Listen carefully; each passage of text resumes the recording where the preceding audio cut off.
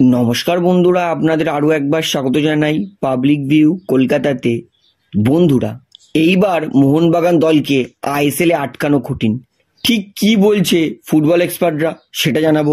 Golden boot জেতার দৌড়ে এই মুহূর্তে কোন খেলোয়াড়রা এগিয়ে আছে এবং এই বছর গোল্ডেন বুট কোন প্লেয়ার জিততে পারে সেটাও আপনাদেরকে জানাবো। ফিফার মুখে কলকাতা ডার্বির আবেগ, কলকাতা ডার্বির কথা, এই নিয়েও কিন্তু পুরো ডিটেলস জানাবো। তাই অনুরোধ করে রাখবো ভিডিওটা অবশ্যই শেষ পর্যন্ত দেখবেন এবং ভিডিওটি শুরু করার আগে একটা ছোট্ট অনুরোধ করে রাখবো, যেহেতু এইখানে আপনারা খেলার সমস্ত রকম আপডেটস পেয়ে যাবেন, তাই অবশ্যই পাবলিক ভিউ কলকাতা এই চ্যানেলটিকে সাবস্ক্রাইব করে বেল আইকন প্রেস করে অল করে রাখবেন। তাহলে বন্ধুরা, সবার প্রথমে জানাই মোহনবাগান দলকে আটকানো কঠিন, এই নিয়ে কি বলছে ফুটবল এক্সপার্টরা। ডার্বির পরে কমেন্ট্রি করছিলেন এরিক পার্তেলু, আদিতি চৌহান ইত্যাদি ফুটবল এক্সপার্টরা।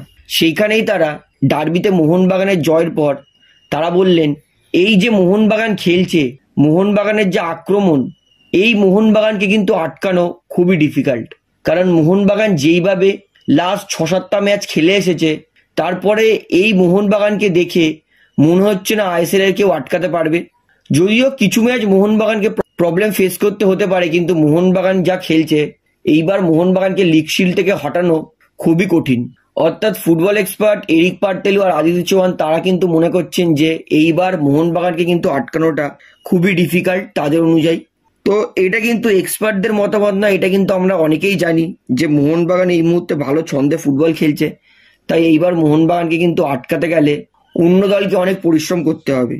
তো বন্ধুরা, এইবারে জানাই ফিফার মুখে কলকাতা ডার্বির আবেগ। ফিফা প্রেসিডেন্ট জিয়ানি ইনফান্টিনো তিনি কিন্তু কলকাতা ডার্বির পোস্ট নিজের ইনস্টাগ্রামে অ্যাকাউন্টে দিয়েছে। তিনি লিখেছেন, when I visit Kolkata during the FIFA Under-17 World Cup 2017, I witnessed firsthand and the passion for our beautiful game here, particularly visible in the country old rivalry between historical club @East Bengal Club and @Mohunbagan SG. So, with the both team meeting once more in one of the world's oldest derbies, which will take place in a fantastic stadium that hosted Indian first ever FIFA tournament final. I wish all the player good luck. May you entertain your loyal fans across the world.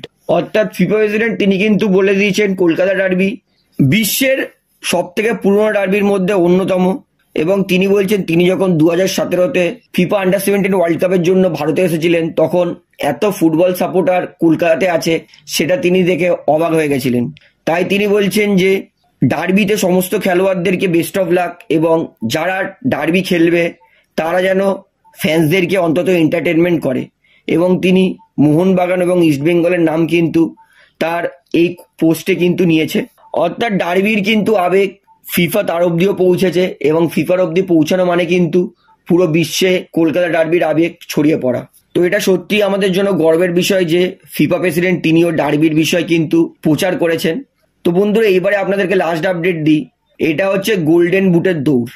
তো এই মুহূর্তে কিন্তু golden বুটের দৌড় ক্রমশ জমে উঠেছে। তবুও গোল্ডেন বুটের দৌড়ে কিন্তু অনেকটা এগিয়ে আছে রয় কৃষ্ণা।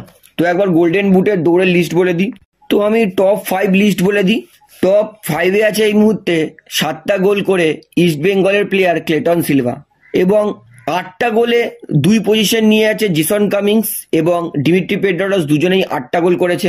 2 নম্বরে আছে ডিমিট্রিয়াস ডেমন্টাকস, 10টা গোল করেছে, এবং 1 নম্বরে আছে রয় কৃষ্ণা।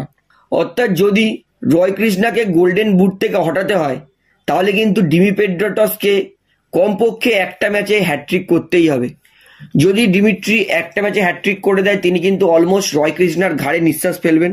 তখন কিন্তু ডিমিট্রি পেড্রাটস গোল্ডেন বুট জিতলেও জিততে পারে। অর্থাৎ ডিমিট্রিকে যদি গোল্ডেন বুট জিততে হয়, তাহলে অবশ্যই একটা ম্যাচে হ্যাট্রিক করতে হবে। কারণ আগের সিজনে কিন্তু ডিমিট্রি পেড্রাটস হ্যাট্রিক করেছিলেন কেরালার হোম গ্রাউন্ডে কেরালার বিরুদ্ধে। তো সেই ম্যাচ আরও একবার আসছে, যেটা মোহনবাগান 5-2 জিতেছিল। তো আরও একবার ডিমিট্রির কাছে কিন্তু হ্যাট্রিক করার সুযোগ আছে কেরালার হোম গ্রাউন্ডে গিয়ে। কেরালাতে গিয়ে তিনি এর আগেও হ্যাট্রিক করেছিলেন, তো আরও একবার সেই সুযোগটা আছে। তো তিনি যদি হ্যাট্রিক করতে পারেন কোনো একটা ম্যাচে, তাহলে তিনি কিন্তু গোল্ডেন বুট জিততে পারেন। নয়তো কিন্তু এই মুহূর্তে গোল্ডেন বুট জেতার রেসে কিন্তু রয় কৃষ্ণা অনেক এগিয়ে আছে। তবুও ভরসা রাখছি যে ডিমিট্রি পেড্রাটস তিনি গোল্ডেন বুট জিততে পারবেন, কারণ ডিমিট্রি পেড্রাটস কিন্তু প্লে অফস খেলেছে। এবার আমি আশা করবো সেমিফাইনালও খেলবে, অর্থাৎ ডিমিট্রি পেড্রাটসের কাছে কিন্তু অনেক কটা সুযোগ থাকবে এখন অব্দি। বন্ধুরা, আপনার কি মনে হয় গোল্ডেন বুট কোন প্লেয়ার জিততে পারে, সেটা আমাকে অবশ্যই কমেন্টে জানাবেন। তাহলে বন্ধুরা, আজকের এই ভিডিওটিতে এতটাই বলার ছিল। তো আশা করি ভিডিওটি আপনার ভালো লাগলো। তো ভিডিওটি এখানে শেষ করছি। ভিডিওটি ভালো লাগলে অবশ্যই লাইক করুন, কমেন্ট করুন, শেয়ার করুন, এবং বন্ধুরা চ্যানেলটি তারা নতুন আছেন সবাইকে একটা অনুরোধ করবো, তারা অবশ্যই পাবলিক ভিউ কলকাতা এই চ্যানেলটিকে সাবস্ক্রাইব করে বেল আইকন প্রেস করে অল করে রাখবেন। ধন্যবাদ।